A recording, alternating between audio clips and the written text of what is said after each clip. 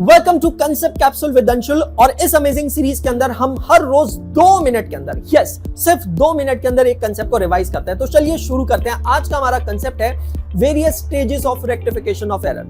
तो दोस्तों, ये जो टॉपिक है रेक्टिफिकेशन ऑफ एरर, इसके अंदर हमने देखा है कि हम गलती को सुधारते हैं और इसको सुधारने के लिए 3 अलग अलग स्टेजेस को यहाँ पे डिफाइन किया गया। स्टेज नंबर 1 है ट्रांजैक्शनल स्टेज, जहां पर एरर जो होता है वो डिटेक्ट होता है और रेक्टिफाई होता है before preparation of trial balance. मतलब it is known as rectification of error within the same financial year where the error is detected and rectified within the same financial year. ये stage सबसे simple होता है, सबसे आसान होता है। यहाँ पर अगर सिंगल साइडेड एरर है तो आपको सिर्फ इफेक्ट देना है, कोई एंट्री पास करने की जरूरत नहीं है। लेकिन अगर 2 साइडेड एरर है तो आपको एंट्री पास करनी पड़ती है। ना ही यहाँ पर सस्पेंस अकाउंट होता है, ना यहाँ पर P&L एडजस्टमेंट अकाउंट होता है। It's very simple.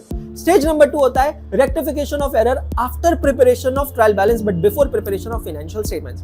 तो अब जब कंपनी ने अपने ट्रायल बैलेंस को बना लिया है और अगर ट्रायल बैलेंस टैली नहीं होता है तो कंपनी एक टेम्परेरी अकाउंट में उसको ट्रांसफर करती है, जिसको कहते हैं suspense account. Well, suspense account ना पर्सनल होता है, ना रियल होता है, ना नॉमिनल होता है। It's just a temporary account. और अब आपको समझ में आ गया कि मेरे ट्रायल बैलेंस में डिफरेंस आ रहा है, तो मुझे एरर्स को रेक्टिफाई करना है। और रेक्टिफिकेशन करते समय अगर सिंगल साइडेड एरर है तो आप सस्पेंस अकाउंट का सपोर्ट लेंगे, अगर डबल साइडेड एरर है तो इसकी रेक्टिफिकेशन एंट्री पास होगी। बट इंपॉर्टेंट है, P&L एडजस्टमेंट अकाउंट अभी भी पिक्चर में नहीं आता है, क्योंकि P&L एडजस्टमेंट अकाउंट आता है पिक्चर में इन स्टेज नंबर 3।